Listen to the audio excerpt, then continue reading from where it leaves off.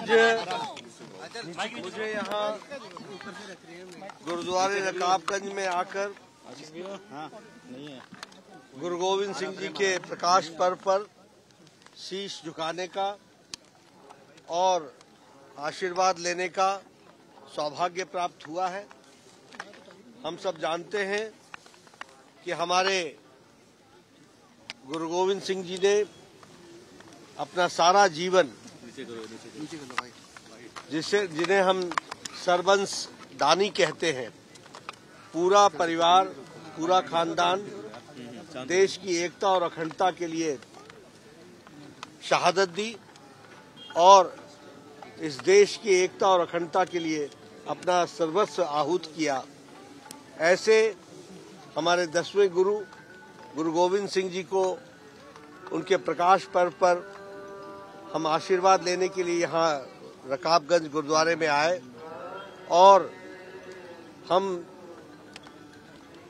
कामना करते हैं कि देश के अंदर अमन, चैन, शांति और देश मजबूती के साथ आगे बढ़े और हम गुरु गोविंद सिंह जी के बताए रास्ते पर चलते हुए समाज को एकता और अखंडता के साथ आगे बढ़ाने में उनका आशीर्वाद हम सबको प्राप्त हो, ये मैं प्रार्थना करता हूँ।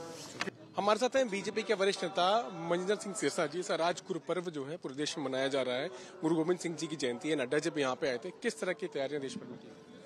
देखिए, गुरु गोविंद सिंह पातशाह, जिनको हम सरबंस दानी कहते हैं, जिन्होंने बहुत बड़ी मानवता की सेवा, धर्म की रक्षा करते हुए अपना और अपने परिवार का सबसे उच्च बलिदान देने का काम किया। उनके पिताजी की भी महान शहादत तिलक जनेऊ की रक्षा करते हुए हुई। ऐसे सारी पार्टी, सारा देश, सारी दुनिया उनके समर्पित है। पार्टी के राष्ट्रीय अध्यक्ष जी, पार्टी के प्रधानमंत्री जी, देश के प्रधानमंत्री जी हों या गृह मंत्री जी हों, सभी लोग कहीं ना कहीं गुरु गोविंद सिंह पातशाह हो, चाहे गुरु नानक देव जी, उनके प्रकाश पुरब पे, गुरु तेग बहादुर शहीदी पुरब पे जरूर नतमस्तक होते हैं।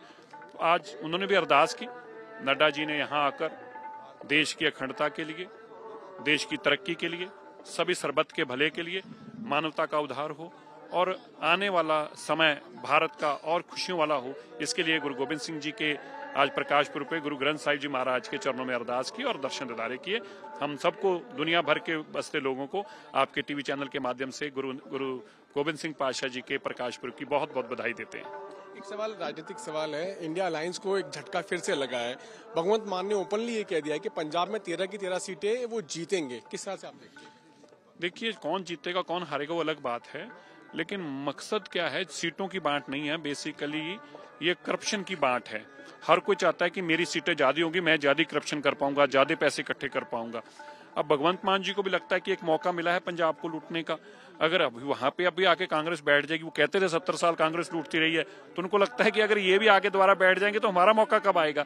इसलिए ये कभी अलायंस नहीं हो पाएगा इन लोगों का, क्योंकि लड़ाई देश की सेवा की नहीं है, लड़ाई तो करप्शन की और देश को लूटने की है। और जब लूटने की बारी आती तो हर कोई कहता मेरी बारी, मैं पीछे कैसे रह जाऊं।